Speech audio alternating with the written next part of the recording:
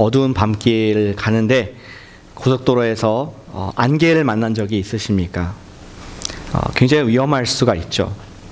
평소에 잘 알던 길인데 낯설게 느껴지고 또 자신 있게 운전하지 못하게 됩니다.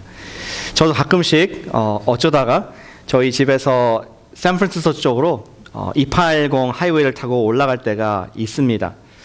근데 그 하이웨이를 타고 가다가 왼쪽 편에 크리스털 레이크라는 그러한 큰 저수지가 나옵니다. 그것은 저쪽에 해프문 베이 쪽에 그 호수인데, 해프문 베이에서 가끔씩 아침에 이렇게 안개가 깊은 짙은 구름이 올라와서 고속도로를 가득 덮을 때가 있는 것을 여러분도 아실 것입니다. 그럴 때 가면은 평소에 잘 알던 길인데 앞에 차가 안 보이고 또 바로 앞에 거리가 안 보여서 속도를 늦추게 되고 또 어떻게 좀 잘 볼 수 있을까 그런 마음으로 하이빔을 켭니다. 그런데 하이빔을 켜도 앞에 있는 수증기가 오히려 반사가 돼서 눈을 더 부시게 해서 더욱 도움이 안 되는 그러한 경험들을 해보신 줄로 생각이 됩니다. 평소에 쌩쌩 달리던 그런 길도 주저가 되고 또 자신 있게 가지 못하는 그런 우리 운전자의 모습을 경험을 하게 되는 것이죠.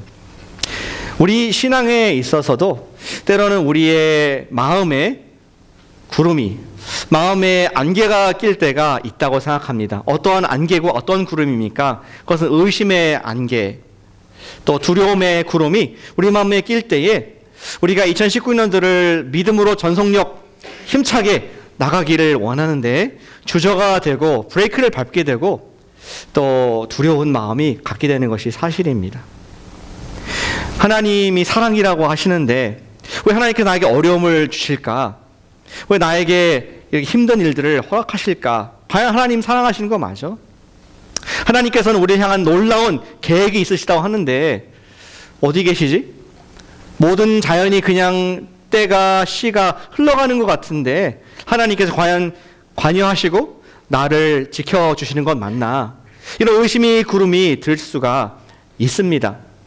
또 신앙에 어떠한 우리 궁금증도 있을 수가 있어요. 하나님께서는 정말 만물을 통치하시고 주권자이시고 사랑이신데 왜 이 세상에 아직도 악이 있고 고통이 있을까? 왜 선한 무고한 사람들이 피해를 보고 죽기까지 할까? 하나님이 정말 힘이 있으신 분이신가?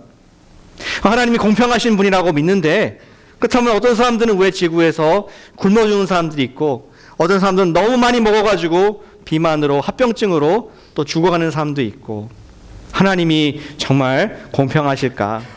이러한 우리 의심의 구름이 안개가 마음에 찾아오게 되고 우리는 더욱더 믿음으로 자신 있게 나가지 못하는 그런 모습들을 볼 수가 있습니다. 이런 퀘스천 마크가 계속 우리 마음속에 남아있으면은 우리는 삶에서 어떠한 일들을 하게 됩니까? 우리 세상과 하나님 사이에서 타협을 합니다. 내가 아는 만큼 믿는 만큼 순종하지만 또 어떤 부분은 내가 확신이 없기 때문에 세상 사람들이 하는 방법 그대로 양다리를 거치면서 세상과 하나님 사이에서 갈팡질팡, 확실한 하나님 인도를 받고 주의 뜻 가운데 한복판에 있어도 우리가 모자랄 판인데 주저하고 멈칫거리고 그러한 연약한 모습들이 우리 의심의 구름이 찾아올 때 있을 수가 있습니다.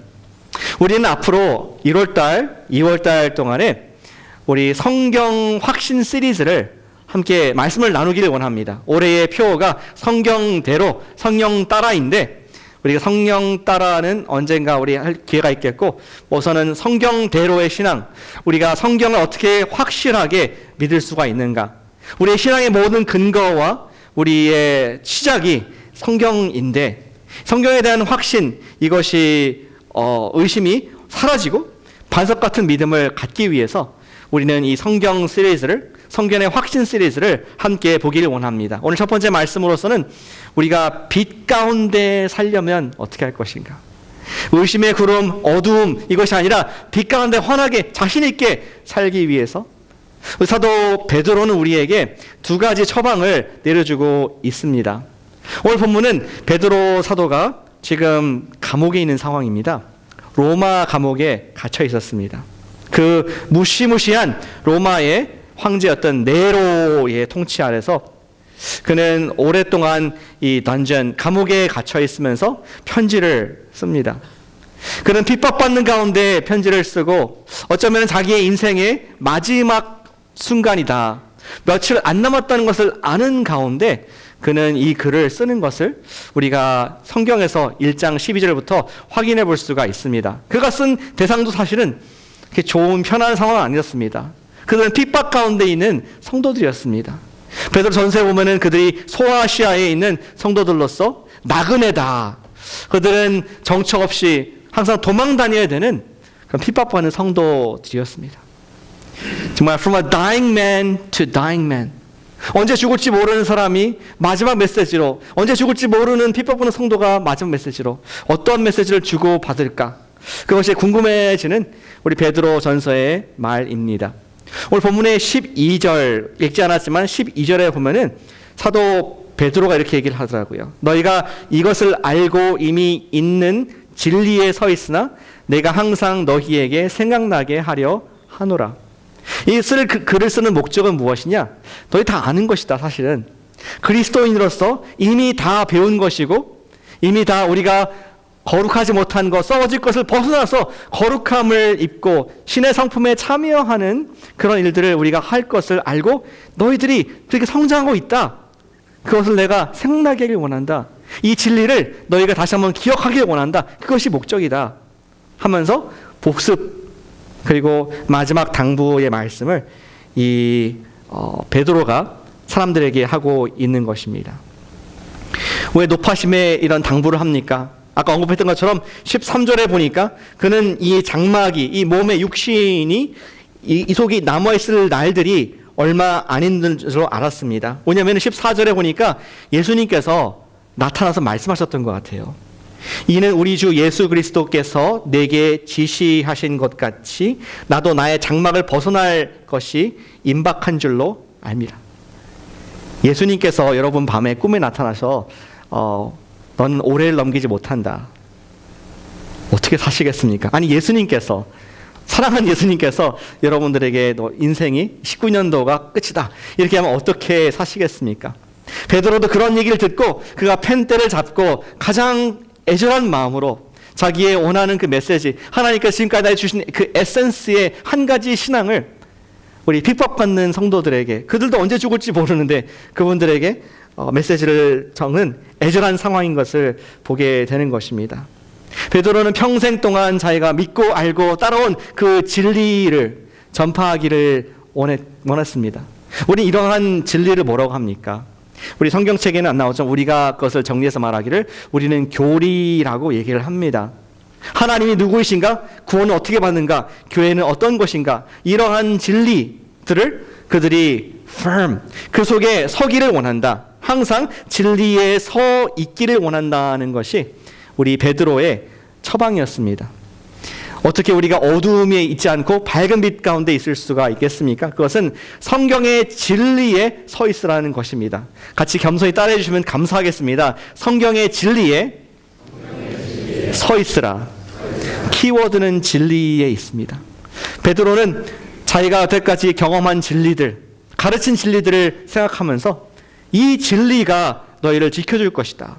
어두운 곳에서 우리가 sinking sand, 우리 모래 같은 땅에 꺼지는 것이 아니라 반석 위에 설 수 있는 것이 진리라는 것을 지금 말씀하고자 하는 것이죠. 그러면서 그가 한 가지 예를 들고 있습니다. 한 가지 교리를, 자기가 직접 경험한 교리를 얘기를 해주고 있습니다. 오늘 본문의 16절 보시면은 거기에 그 예수님과의 경험이 나와 있죠. 주 예수 그리스도의 능력과 강림하심을 너희에게 알게 한 것이다. 베드로는 그가 예수 그리스도의 강림, 그의 능력, 이것을 얘기합니다. 강림이 뭡니까? coming, 오신 겁니다. 다시 말해서 예수님께서 하나님 아들로서 이 땅에 오신 성육신하신 것을 너희가 내가 가르쳤다. 이것은 어떤 교묘히 만들어낸 신화가 아니라 페리테일, 이것이 아니라 내가 직접 경험한 것이다 하면서 우리를 어디로 데리고 갑니까? 그 옛날 거룩한 산으로 데리고 갑니다.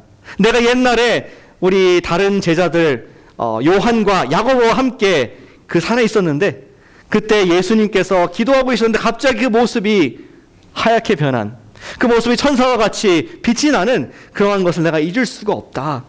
그리고 그때에 정신이 없어가지고 예수님, 제가 당신을 위해서 장막을 짓겠습니다. 보니까 모세도 있습니다. 엘리야도 있습니다. 네, 이분들을 위해서 장막을 짓겠습니다. 얼떨결에 졸다가 깨가지고 그런 놀랄만한 일들을 경험을 했던 것이죠. 그때 그는 쟁쟁한 하나님의 아버지의 음성이 하늘로부터 들려왔습니다. 이는 내 사랑하는 아들이다. 너는 그의 말을 들으라. 누구를 위해서 했습니까? 나를 위해서. 베드로가 직접 그 들은 음성이 지금도 마음속에 깊이 자기 영적 DNA에 새겨져가지고 내가 따랐던 그 예수님이 단순히 하나의 유대 랍비 선생님이 아니었구나. 그분은 아버지께서 아들이라고 말씀하신 하나님의 아들 메시아, 기름 부음 자였구나. 그것을 깨닫고 자기 일생의 큰 교훈으로 진리로 믿고 끝까지 그가 순교하는 자리까지 달려갈 수 있었음을 어제의 일처럼 지금 노인이 된 베드로가 고백을 하고 있는 것입니다.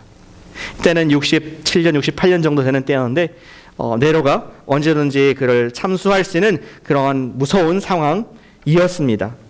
이 상황 가운데 베드로는 이 진리가 자기를 붙잡고 있었고 자기가 붙잡고 있는 진리였고 또 이러한 진리를 그들이 우리 핍박받는 그리스도인들이 꼭 붙잡고 있기를, 그 속에 서기를 그렇게 당부 그리고 리마인더를 하고 있는 것이죠. 베드로가 살던 시대에는 이제 기독교가 조금 퍼지면서 거짓 교사들이 많이 있었습니다. 예수님이 그냥 천사로 나타났다. 사실은 육신이 안 오셨다. 또 우리 하나님께서는 정말 우리 성령을 보내신 것이 아니라 뭐 다른 걸 보내주셨다. 이렇게 이단들이 많이 있던 시대였습니다. 혼돈스러운 시대, 어둠의 시대. 그리고 또 세상은 점점 악해지면서 핍박은 심해지고 거룩한 것을 추구하는 것이 아니라 계속 물질과 권력을 추구하는 그런 시대 가운데 초대교회의 성도들 가운데 예수님을 직접 목격한 사람들이 점점 그 수가 죽어가는 그러한 어둑해지는 시대 가운데 살고 있었던 것이죠.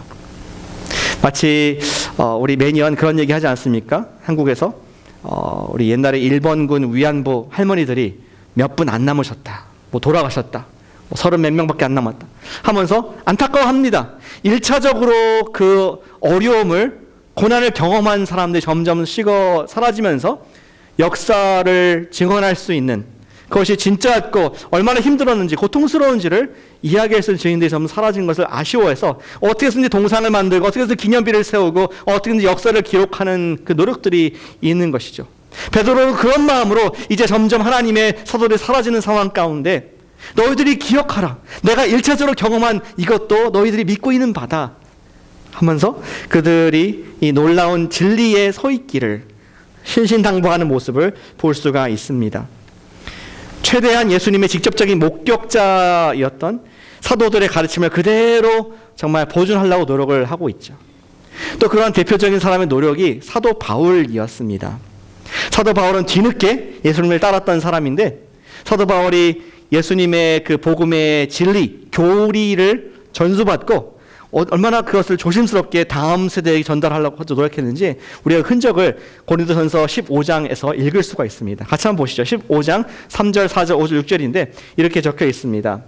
성경대로 그러므로 내가 받은 것을 먼저 너에게 전하였노니, 바울도 본인 내가 받은 거를, 내가 받은 진리, 내가 받은 그 교훈을 내가 그대로 전달하는 것이다. 굉장히 조심스럽게 얘기를 하죠. 어떠한 진리입니까? 그것은 성경대로 그리스도께서 우리 죄를 위해서 죽으시고 성경대로 장사하시는 바 되었다가 성경대로 다시 살아나셨다. 증인과 목격자가 있는데 우리 베드로가 보았고 500여 형제, 자매들은 치지 않아도 500여 그 이상 되겠죠. 자매가 훨씬 더 많았을 것 같습니다. 우리 많은 사람들이 예수님의 부활하신 것을 목격을 한 것이다 하면서 어떻게 해서든지 이 놀라운 진리를 faithful, 아주 성실하게 순수하게 보존하고 전달하고자 하는 그 진리가 그들을 거짓신앙, 그 진리가 그들의 절망으로부터, 그 진리가 그들에게 생명을 줄 것을 알았기 때문에 그것을 기준여기고 또 높이는, 당부하고 기억나게 하고 또 성경대로다, 내가 받은 것이다 하면서 애써서 노력하는 흔적들을 볼 수가 있습니다. 예수님께서 하나님의 아들이시고 그분께서 우리 위해서 죽으셨다가 무덤에 들어가시고 부활하셨다는 그 놀라운 복음의 원리를 잘 보존하기 위해서 우리 바울은 여러 가지 편지를 쓰게 됩니다. 그리고 다른 사도들도 마찬가지로 점점 숫자가 줄고 죽기 전에 그들은 글을 남겨서 우리 갖고 있는 그 신약 성경이 그 많은 진리들을 담고 있는 많은 교리들의 책인 것을 우리가 볼 수 있는 것이죠. 아직 베드로의 글이 성경은 아니었지만 그가 쓸 때, 그러나 그 진리들을 기억하고 그 위에 서라 하는 메시지를 우리에게 전달해주고 있습니다. 따라서 이 성경책이 얼마나 소중한 것이 되겠습니까? 사도들이 정말 자기가 경험하고 또 자기가 깨달은 바들, 또 그들이 믿는 바들을 적고 꾸준하게 여기까지 2000년이 지난 이 시점까지 저 여러분들의 손에 남겨준 하나님의 귀한 진리에 대한 글을 갖고 있고, 그것을 우리가 반복적으로 기억하고 깨달을 때에 어두움이 아니라 진리 가운데 살 수 있다는 것을 우리 반복해서 가르쳐주고 있습니다. 많은 분들도 그러시겠지만 저도 어릴 때 주일학교를 다녔습니다. 매주 성경 말씀, 이야기들을 듣게 됩니다. 또 하나님이 어떤 분이시고 또 찬양도 배우고 계속 쭉 자라났습니다. 그러다가 고등학교 때 어떤 선생님의 그러한 말씀, 저한테 보여준 말씀 때문에 제가 큰 충격을 받고 큰 은혜를 받았습니다. 진리를 깨닫게 됩니다. 고린도 후서 5장 15절의 말씀에 거기에 이러한 이렇게 글이 시작이 됩니다. 그것은 무엇이냐? 바로 예수님께서 우리를 위해서 십자가에서 돌아가신 이유, 그가 죽으신 이유가 무엇인가를 기록하는 절입니다. 나 이 정도는 알아. 그때까지 교회 생활했는데 예수님께서 십자가에서 돌아가신 이유는 바로 나의 모든 죄를 깔끔하게 완전하게 영원히 용서하시기 위함이지. 내가 알아. 이렇게 생각을 했었다가 그 구절을 자세히 보니까 이렇게 되어 있습니다. 그가 모든 사람에서 죽으신 이유는 살아있는 자들로 하여금 다시는 그들 자신을 위하여 살지 않고 오직 그들을 대신하여 죽었다가 다시 살아나신 이를 위하여 살게 하려 함이라. 다시 말해서 나를 위해서 돌아가신 그 예수님을 위해서 이제는 신자들이 살 수 있도록, 우리 죄 용서는 물론이지만 용서받는 우리가 새로운 purpose, 새로운 목적과 동기와 이유를 위해 살게 했다는 그 말씀이 제 마음에 엄청나게 큰 충격으로 다가오게 되었습니다. 목적이 없던 고등학생에게, 인생을 어떻게 살지 아직 전혀 없는 그런 고등학생에게 열심히 공부하고 열심히 돈을 벌고 열심히 성공해야지라는 그런 막연한 생각이 있던 사람에게 purpose driven life, 나에게 목적이 주어지고 나의 목적은 단순히 내 삶을 영위하는 것이 아니라 예수님을 위해 사는 것이구나, 하나님의 아들을 위해 살아가는 영광을 나에게 주셨구나, 어떻게 하면 그것을 내가 만족시킬까 하는 그러한 제 인생의 일찌감치 지각 변동이 일어났던 것을 기억을 합니다. 우리는 어두운 매일의 삶, 확신이 없는 삶을 어떻게 벗어날 수 있을까요? 우리에게 이미 주어진 진리의 말씀인 하나님의 이 귀한 진리의 말씀을 읽으시기를 축복합니다. 연초에 항상 그런 계획을 하지 않습니까? 정말 내가 성경을 일독하리라. 근데 진짜 함께 지금 우리가 그러한 커밋먼트를 했으면 좋겠습니다. 내가 1년에 3번, 4번 못 읽더라도 내가 앨리스트 한 번은 내가 읽겠다. 여러분들의 달력을 나눠드리지 않습니까? 달력을 보시면 날짜별로 창세기 몇 장부터 몇 장이 적혀 있습니다. 1월 달에. 그래서 3장, 4장, 세례장이 있어서 그렇게 많지는 않습니다. 그러나 우리가 정말 모든 것을 묵상하고 다 모든 걸 알지 못한다 할지라도 그 말씀을 계속 읽으면서 내 마음속에 하나님 말씀이 촉촉히 젖어 있기를, 그러면서 내 삶에 진리가 계속 들어가 있기를 소원한 마음으로 읽다가 보면은 내가 평소에 궁금하던 것에 퀘스천 마크가 느낌표로 바뀌는 순간이 있고 우리의 신앙은 더 굳건하게 세워지는 그러한 곳에 있게 될 것을 우리가 경험하게 될 줄로 믿습니다. 사도 베드로 그것을 말하는 것입니다. 너희가 이미 알고 있는 바라, 이미 갖고 있는 것이다. 기억하고 그 속에 거하고 서라. 이것을 하라고 얘기하고 있습니다. 우리 개신교의 캐치프레이즈가 뭡니까? Sola Scriptura 아니겠습니까? 오직 성경. 성경이 우리 모든 신앙의 근거이고 확신이고 우리가 예배를 드리는 그 근거도 바로 예수님을 우리가 하나님의 아들로 믿기 때문에 우리가 예배를 확신 있게 은혜롭게 드릴 수가 있습니다.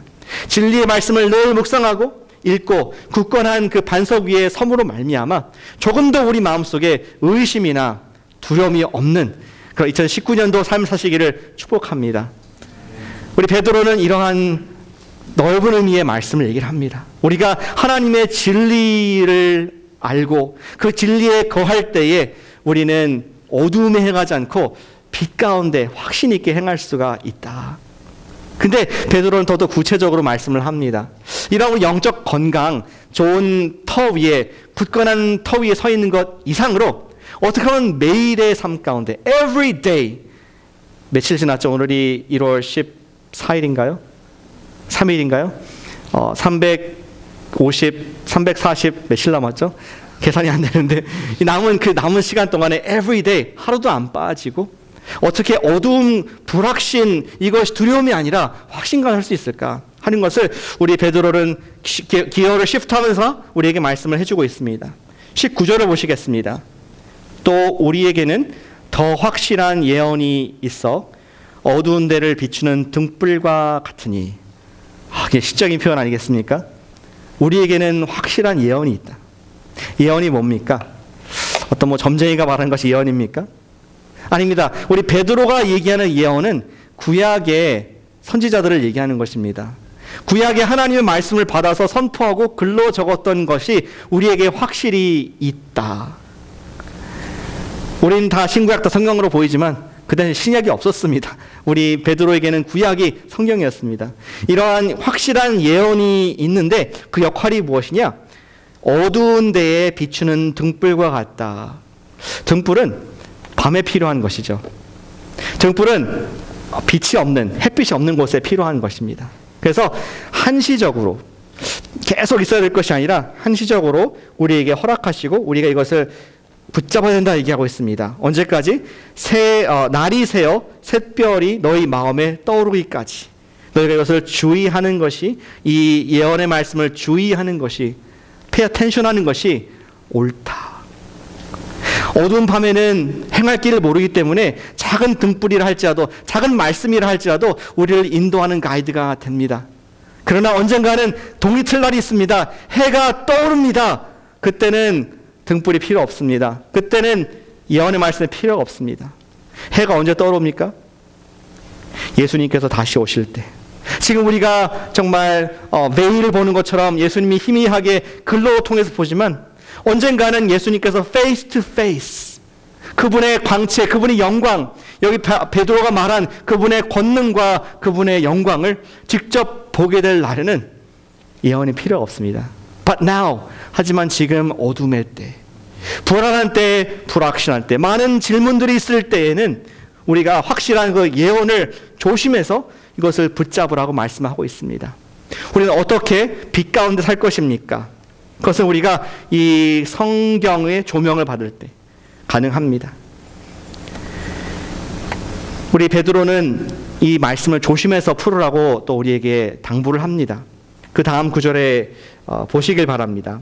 20절에 먼저 알 것은 성경의 모든 예언은 사사로이 풀 것이 아니다. 그냥 네 마음대로, 그냥 너가 좋은 대로, what works for you, works for you, 그런 상대주의적인 생각으로, 포스트 모더니즘적 생각으로 그렇게 하지 말라는 것입니다.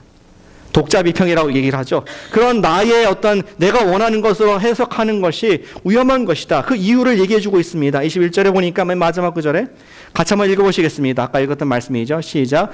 예언은 언제든지 사람의 뜻으로 낸 것이 아니요 오직 성령의 감동하심을 받은 사람들이 하나님께 받아 말한 것임이라. 왜냐하면 이 성경은, 이 예언은 사람이 받아서 적었지만 저자가 누구라고요? 성령의 감동하심. 성령께서 저자이시고 사람도 그것을 같이 집필한 co-author, 공동 저자를 얘기를 하고 있습니다. 우리는 이런 것을 신학적으로 유식한 표현으로 축자, 완전, 영감이라고 얘기를 합니다. 축자는 성령께서 받아서 한 것이고 완전은 모든 성경이 다 영감을 낸 것이고 영감이다. 하나님의 글이다. 이렇게 말을 하고 있는 것이죠. 이런 뜻은 아닙니다. 성령님께서 그 저자의 귀에 대고 소곤소곤소곤 소곤소곤소곤 이렇게 쓴 것은 아닙니다. 성령님께서 우리 그 글 쓰는 사람들에게 감동을 주시고 아이디어를 주시고 방향을 주셨는데 그 사람의 직업과 경험과 나이와 모든 것을 존중하면서 그분의 문필, 그 다음에 스타일, 그분의 문법 이런 것을 존중하면서 쓴 것이 바로 성경이다. 받아서 쓴 것이다. 그렇게 표현을 성경이 해주고 있습니다. 이러한 성경을 주의해서 우리가 잘 읽어야 된다. 성령의 인도를 받아서 읽어야 된다는 것을 얘기를 해주고 있는 것이죠. 한 신학생이 있었습니다. 졸업을 했는데 그가 이제 어떤 학교에서 신학교에서 가르치고 싶어서 지원했는데 그가 억셉트를 받았습니다. 그 억셉트 받은 학교는 어디 학교면은 영국의 잉글랜드에 있는 그러한 신학교였습니다. 그가 이제 거기 가기로 마음을 먹고 결단을 했는데 이게 웬 운명의 장난입니까? 더 좋은 신학교에서 자기한테 초청을 한 겁니다. 남쪽에 있는 Southern 우리 웨일즈에 있는 학교가 자기를 초청했고 평소에 너무나 가고 싶었던 그런 학교입니다. 어떻게 하나 내가 벌써 약속을 했는데 정말 내가 약속을 취소하면 정말 나쁜 사람 되는 것 같고 고민을 하다가 그는 성경을 읽게 됩니다. 성경에 이사야 43장 6절 말씀을 읽었는데 너무나 큰 마음의 감동을 받았고 성령께서 말씀하시는구나 이런 생각을 갖게 되었습니다. 이사야 43장 6절 말씀에 이렇게 되어 있습니다. 내가 북방에게 이르기를 내놓으라. 영어로 I will say to the north, give up. 아하, 하나님께서 나의 주권적 역사하셔서 그 학교 나를 포기하겠구나. 내가 얘기하지 않도록 그 학교 나를 포기하겠구나 하는 기쁜 마음으로 소식을 기다리게 됩니다. 그리고 며칠 지나고 일주일, 2주일, 한 달 소식이 없습니다. 하나님께서 잘못 인도하셨나? 이러한 궁금증인 건데 Something is wrong. 뭔가 잘못됐다는 마음 가운데 다시 한번 그 구절을 읽게 됐습니다. 이사야 43장 6절 말씀에 이르기를 내가 북방에게 이르기를 내놓으라. 근데 그 다음에 보니까 남방에게 이르기를 가두어 두지 말라. 남북 똑같은 말을 하고 있네. 북방도 내보내고 남방도 내보내고 자기는 실직할지도 모르는데 그때 깨달았습니다. 내가 원하는 것이 너무 강해서 이 부분만 보였구나. 이 말씀을 내가 자의적으로 해석했구나 하면서 그가 오류에 빠진 것을 발견할 수가 있었습니다. 저도 베드로가 말하는 것이 그것입니다. 우리가 모든 예언을 사사로 입힐 것이 아니라 오류에 빠지지 않기 위해서 베드로는 성경의 저자에서는 성령의 조명을 받으라는 것을 그것을 말하기 위해서 이것을 쓰고 있는 것입니다. 예언은 오직 성령의 감동하심을 받은 사람들이 하나님께 받아 말하는 것이기 때문에 성령님께서 조명해 주시는 성경이 아니면은 우리는 그것을 하나님의 말씀으로 이해할 수가 없다는 것입니다.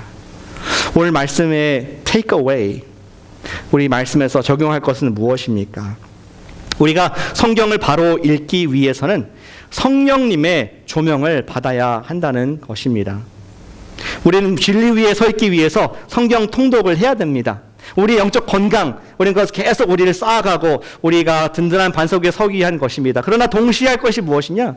우리의 매일 삶 가운데 매일 성경, 우리가 큐티하는 생활, 하나님 앞에 경건을 나가는 그 시간, 그 시간은 어떤 지식을 위한, 역사를 알기 위한, 또 교리를 알기 위한 시간이 아니라 성령님 저에게 어떠한 뜻이 있으십니까? 제가 제 마음을 비우고 성령님께서 저자이시기 때문에 저자께서 나에게 주신 말씀을 내가 알길 원합니다. 그 인도를 받을 때에 우리는 question mark, 어떤 불안한 삶이 아니라 나에게 말씀하셨구나. 예, 주님 순종하겠습니다. 아멘. 그런 느낌표적인 삶을 살게 될 줄로 믿습니다. 저는 간절히 기도하기는 여기 앞에 있는 이 표가 단순히 어떤 포스터로 올해 그냥 보기 좋은 말씀으로 끝나고 싶지 않습니다. 정말 주님 한번 인도를 받게 해주시옵소서. 성령을 따라 사는 그런 삶. 내가 2019년도 이런 모양으로 시작을 했지만 2019년도 끝에는 주님께서 계획하신 그 놀랍고 큰 비밀한 계획들이 나의 삶에 인도되어진 것을 경험하길 원합니다. 이런 간절한 마음이 우리의 기도와 우리 마음이 되기를 진심으로 소원합니다. 성령님께서 우리 이끌기 원하신다고 말씀드렸습니다. 그분께서는 피값으로, 예수님의 피값으로 저와 여러분을 사주시고 비싼 대가를 치렀는데 우리를 존귀한 인생으로 하나님의 놀라운 뜻 가운데 인도하기를 원하고 계십니다. 그분께서 인도하길 원하시는데 여러분들은 그분의 인도를 받기를 원하십니까? Unhurried time. 하루 중에 주님 제가 이 시간은 주님과 약속을 하길 원합니다. 이 10분, 15분, 30분 아니면 1시간. 이 시간 주님 제가 주님과의 시간을 통해서 성령님 이 글을 통해서 저에게 조명해 주시옵소서. 오늘 제가 살아갈 그 말씀을 허락해 주셔서 오늘도 성령의 인도를 따라가는 담대한 반석 위에 세워진 나의 하루가 되게 축복해 주시옵소서. 이러한 매일이 되기를 축복합니다. 이번 주에 말씀을 인도하면서 성경을 묵상하면서 한 구절이 저한테 다가왔습니다. 사도행전에 있는 우리 성령에 대한 말씀들을 나누었는데 1장, 2장, 3장, 4장 그 중에서 1장 말씀에서 한 구절이 좀 저한테 성령께서 말씀하신다는 생각이 들었습니다. 예수님께서 이제 승천하시기 전에 제자들에게 말씀하시죠. 너희들은 아버지가 보내실 그분을 기다리라. 제자들은 그 얘기를 듣자마자 못 기다리고 물었습니다. 예수님, 언제 우리 이스라엘 나라를 회복하실 겁니까? 예수님께서는 다시 말하죠. 오직 성령이 임하시면은 내 증인 될 것이다. 동문서답 같은 예수님께서는 정말 기다리라. 뜻이 있다. 성령께서 이끌어 주실 것이다. 근데 제자들은 와, 언제 하실 겁니까? 막 이렇게 지금 보이는 세상을 언제 회복하실 것입니까? 그 모습을 보면서 저의 모습을 생각하게 되었습니다. 평소에 성격이 굉장히 급한 사람입니다. 말도 빠르지 않습니까? 어떤 분들은 못 알아듣겠다 말씀하시는데 피가 빨리 돌아서 그렇습니다. 설교 시간에 마이크 나가면은 벌써 설교 끝날 때는 아마존에 배럴가 주문되어 있는 사람입니다. 굉장히 그런데 저한테 기다리라. 저는 하나님의 음성으로 받았습니다. 1년에 많은 것들 계획하고 내가 생각하는 것들이 있지만 주님 제가 스탑. 주님께 모든 것을 기도하는 가운데 기다리겠습니다. 그 음성을 들었기 때문에 두렵지 않습니다. 계획을 못하더라도 그것이 어렵지 않습니다. 성령님께서 말씀하셨고 주님께서 이끈다고 그런 확신을 갖고 있을 때는 매일매일 삶이 될 때는 우리는 안개 속이 아니라 광명한 주님의 음성을 매일 듣는 축복이 있을 줄로 믿습니다. 사랑하는 여러분, 2019년도에 우리가 매일 말씀의 그 진리가 여러분과 저의 마음에 촉촉하게 젖어 있기를 축복하고 또 매일 아침이 하나님의 신선한 음성, 성령님의 조명을 받은 그 말씀을 묵상하고 그 가운데 행함으로 말미암아 조금도 추호의 의심도 없이 그의 뜻 가운데 행함으로 말미암아 2019년도와 그 시작과 끝이 너무나 다른 풍성한 하나님의 능력의 주인공 되시기를, 은혜와 축복의 주인공 되시기를 예수님의 이름으로 축복합니다. 기도하겠습니다.